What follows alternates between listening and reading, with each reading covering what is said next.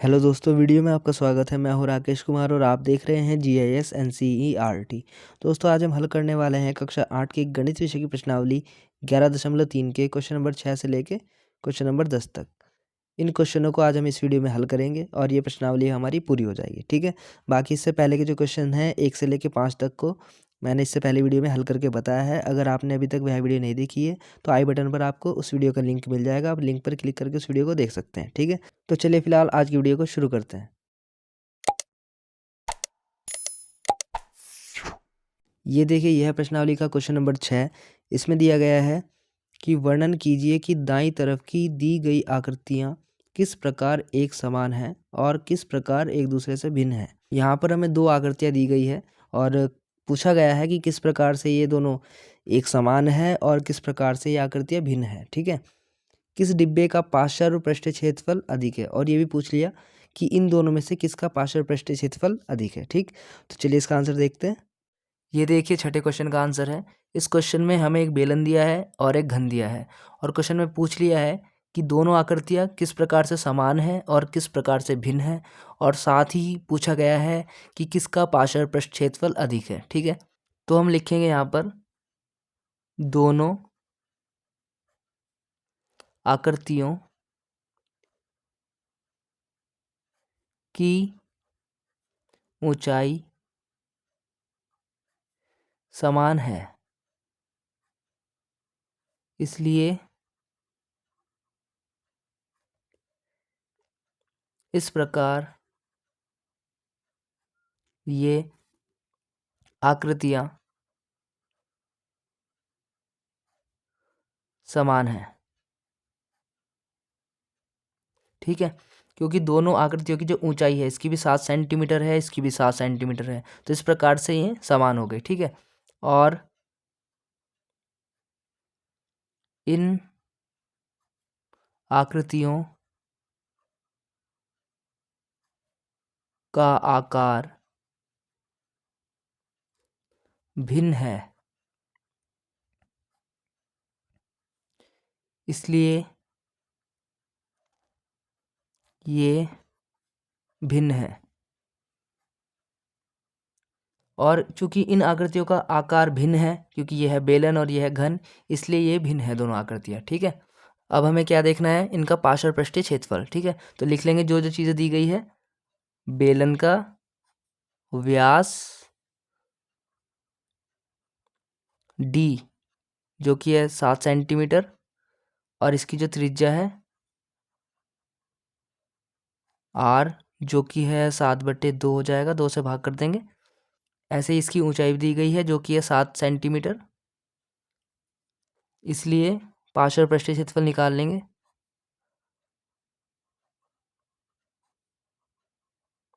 Formula होता है 2πRh, value रख देंगे।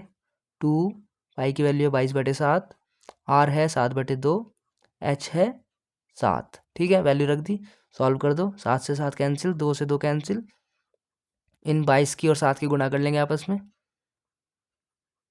तो आएगा 154 वर्ग सेंटीमीटर। तो ये बेलन का पार्श्व पृष्ठीय क्षेत्रफल आ गया है। अब घन का पार्श्व पृष्ठीय क्षेत्रफल निकालेंगे। तो पहले लिखेंगे घन की भुजा, जिसको हम a बोल रहे हैं, वो है 7 सेंटीमीटर, इसलिए पार्श्व पृष्ठीय क्षेत्रफल निकाल लेंगे इसका भी।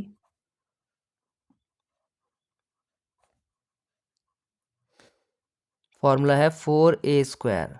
तो 4a का मतलब है 7, उसका स्क्वायर लिख देंगे। तो 4 गुणा 49, इनकी गुणा करेंगे तो आएगा 196 वर्ग सेंटीमीटर, ठीक है।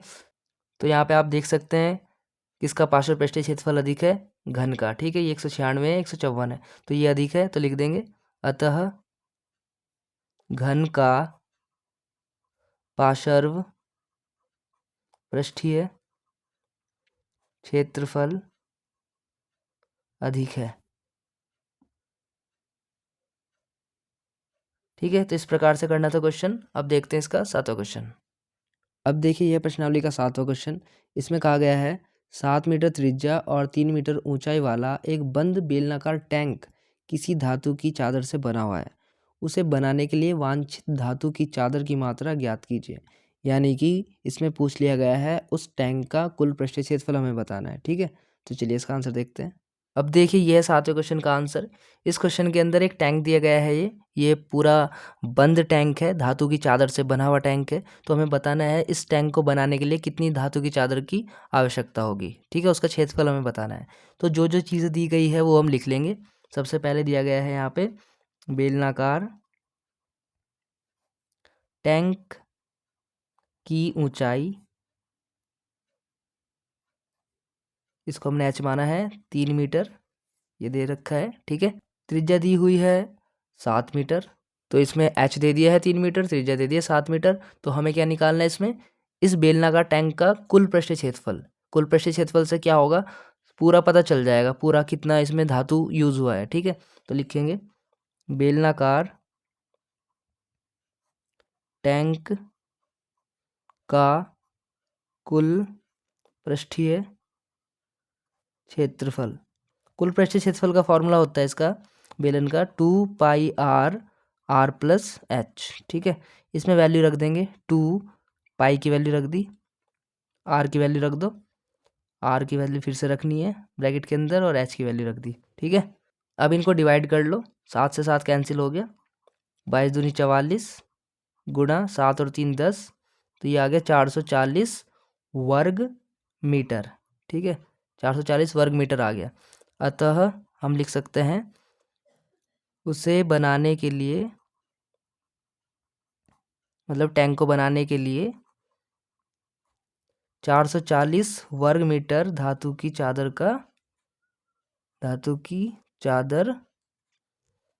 की आवश्यकता होगी या आवश्यकता है। ठीक है, तो इस प्रकार से करना है। इसमें यही पूछा था कि ये जो टैंक बना है पूरा बंद टैंक है, तो इसमें कितनी धातु की चादर लगी है, तो इसके लिए हमें इसका कुल पृष्ठीय क्षेत्रफल निकालना है। ठीक है, तो निकाल दिया हमने, तो जितना कुल पृष्ठीय क्षेत्रफल आया है समझो उतनी इसमें धातु की चादर लगेगी। ठीक है, अब देखते हैं इसका 8वां क्वेश्चन। अब देखिए यह है प्रश्नावली का 8वां क्वेश्चन। इसमें कहा गया है एक खोखले बेलन का वक्र पृष्ठीय क्षेत्रफल 4224 वर्ग सेंटीमीटर है। इसे इसकी ऊंचाई के अनुदिश काटकर 32 सेंटीमीटर चौड़ाई की एक आयताकार चादर बनाई जाती है। आयताकार चादर का परिमाप ज्ञात कीजिए। ठीक है, तो चलिए इसका आंसर भी देखते हैं। ये देखिए यह है 8वें क्वेश्चन का आंसर। इस क्वेश्चन में एक बेलन दिया गया है हमें, इस बेलन की ऊंचाई दी गई है 33 सेंटीमीटर। इस बेलन को ना यहाँ से ऐसे काटा जा रहा है, काटने के बाद इसको ऐसे एक आयताकार चादर के रूप में बदल दिया गया। ठीक है, इस तरीके से बदल दिया गया, तो ये जो ऊंचाई थी वो इसकी चौड़ाई बन गई आयताकार चादर की। ठीक है, क्योंकि जब इसको काट देंगे ऐसे तो ऐसे बन जाएगा ये, तो ये जो ऊंचाई थी ये बन गई अब चौड़ाई। तो लंबाई हमें नहीं पता, तो लंबाई मैंने एल लिख दिया है यहाँ पे।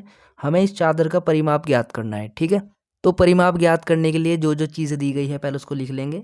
हमें दिया गया है बेलन का वक्र पृष्ठीय क्षेत्रफल, बेलन का वक्र पृष्ठीय क्षेत्रफल जो कि है 4224 वर्ग सेंटीमीटर, और साथ ही दी गई है ऊंचाई बेलन की, ऊंचाई है 33 सेंटीमीटर जैसे कि आप देख सकते हैं यहाँ पर दिया गया है। ठीक है, तब प्रश्नानुसार बेलन का जो वक्र पृष्ठीय क्षेत्रफल का फॉर्मूला होता है वो होता है 2πr/h। ठीक है, ये भी वक्र पृष्ठीय क्षेत्रफल है, ये भी वक्र पृष्ठीय क्षेत्रफल है, तो दोनों को बराबर लिख सकते हैं ऐसे। अब देखिए दो ऐसे लिख दिया हमने, पाई की वैल्यू रख दी 22/7, आर की वैल्यू नहीं थी तो इसको ऐसे लिख दिया, एच की वैल्यू थी 33 वो लिख दिया हमने, बराबर 4224 ये ऐसे लिख दिया हमने। अब इसको सॉल्व करेंगे आगे, हमें तो आर निकालना है तो आर ऐसे लिख दो, बराबर में वो वैल्यू ऐसी रहेगी। जो ये नीचे वाली चीज़ है इधर आके मल्टीप्लाई में आ जाएगी ऊपर, और जो ये ऊपर है चीज़ें सारी ये इधर आ जाएंगी नीचे ऐसे डिवाइड में। ठीक है, जो डिवाइड में वो मल्टीप्लाई में इधर जाके, और जो मल्टीप्लाई में वो डिवाइड में आगे इधर आके। अब हम क्या करेंगे, इससे इसको डिवाइड कर देंगे तो आएगा 128। तो जो वैल्यू बची है उसको यहाँ पे लिख लेंगे, फिर से इसको ऐसे लिख लेंगे, इससे इसको डिवाइड करेंगे 128 को तो आएगा 64। फिर जो वैल्यू बचेगी फिर लिख लेंगे उसको ऐसे ही नीचे, ये बच गई वैल्यू। यहाँ पे आप 2 से डिवाइड कर दो इसको तो इस तरीके से आ जाएगा 32 गुणा 7/11 सेंटीमीटर। तो ये क्या निकल गया, आर। ठीक है, त्रिज्या निकल गई किसकी, बेलन की।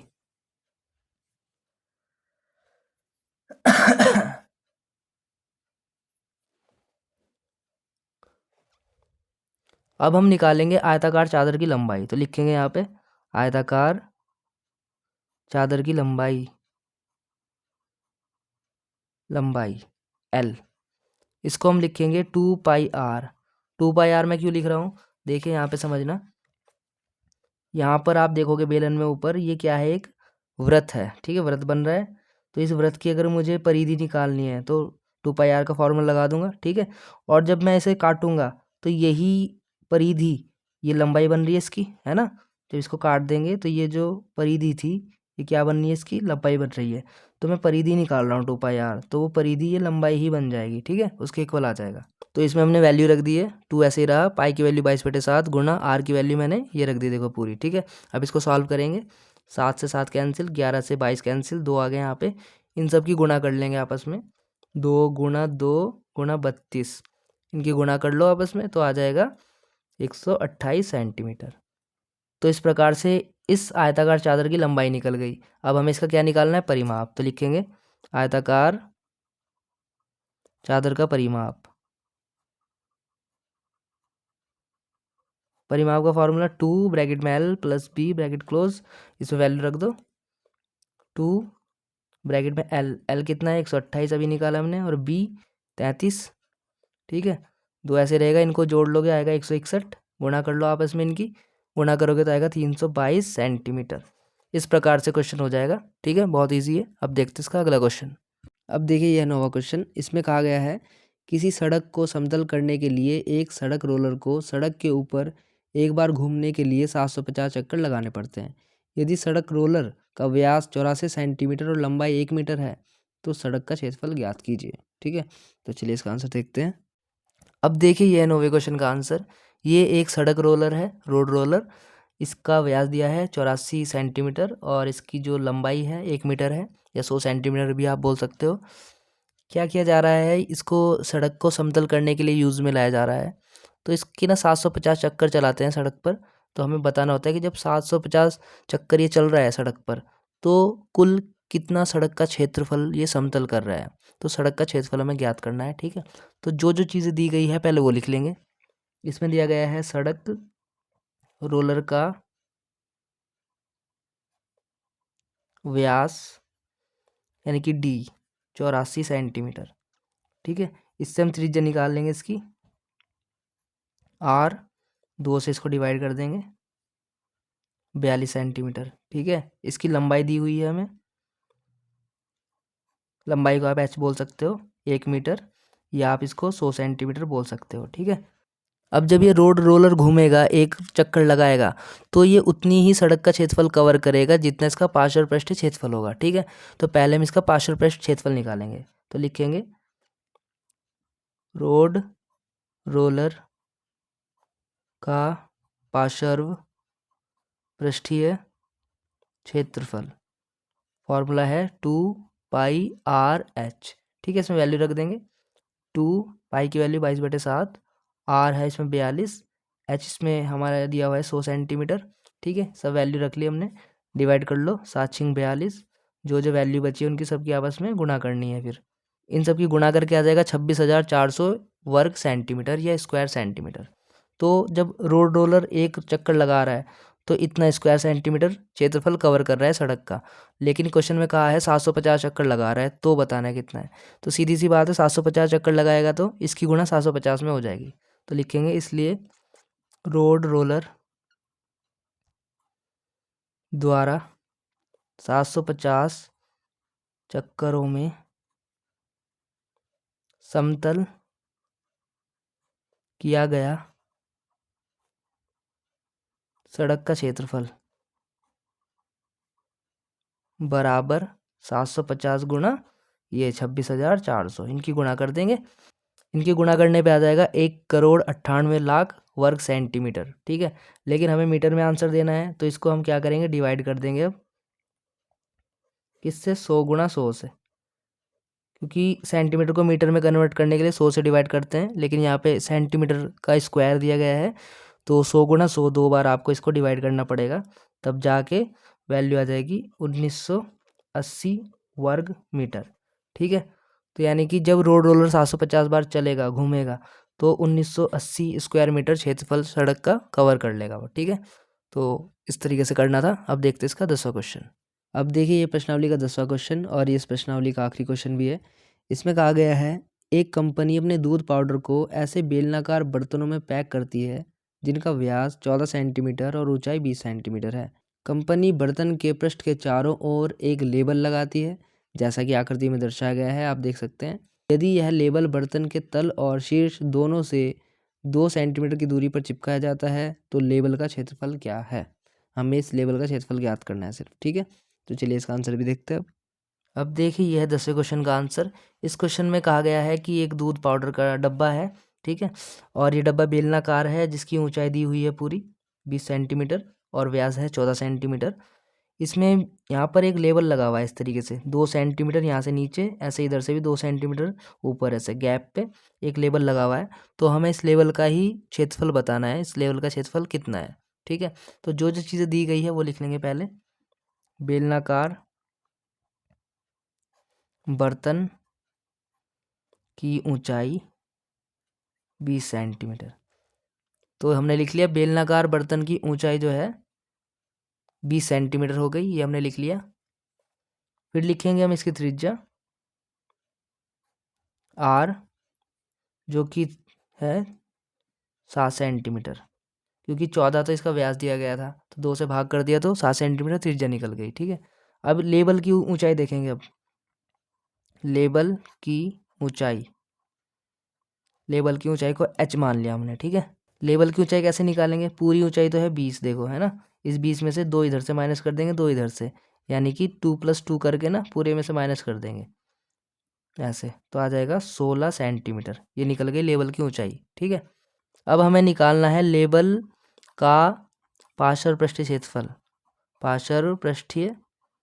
क्षेत्रफल, ठीक है। तो फॉर्मूला क्या है, लेबल कैसा है, क्योंकि लेबल एक बेलनाकार बर्तन पे घुमा हुआ है या लगा हुआ है तो वो भी बेलनाकार रूप धारण कर लेगा, ठीक है। तो बेलन वाला ही फॉर्मूला रहेगा, तो 2πRh फॉर्मूला रहेगा इसका, ठीक है। तो वैल्यू रख देंगे 22/7 पाई की वैल्यू है, r है 7, h है यहाँ पर 16। सॉल्व कर देंगे, ये डिवाइड हो जाएगा, इन सब की गुणा करोगे आपस में तो आ जाएगा 704 वर्ग सेंटीमीटर। तो ये हो गया इसका आंसर, ठीक है। इस प्रकार से हम लेवल का क्षेत्रफल निकाल सकते हैं, जिसको हम पार्श्व पृष्ठीय क्षेत्रफल कहते हैं, ठीक है। तो दोस्तों आज की वीडियो में बस इतना ही, बाकी की जो प्रश्नावली है वो हम करेंगे अगली वीडियो में। तब तक के लिए आप इस वीडियो को देखिए, बताइए वीडियो आपको कैसी लगी। अगर वीडियो आपको अच्छी लगी है तो वीडियो को लाइक करना मत भूलना, अपने दोस्तों में शेयर भी कर देना, कमेंट करके भी बताना वीडियो आपको कैसी लगी है। और अगर आप इस चैनल पर नए हो तो चैनल को सब्सक्राइब करना मत भूलना, क्योंकि मैं आगे और भी ऐसी एजुकेशनल वीडियो आप सभी के लिए लेकर आता रहूँगा, ठीक है। तो मिलते हैं आपसे अगली वीडियो में, तब तक के लिए bye, take care, thanks for watching.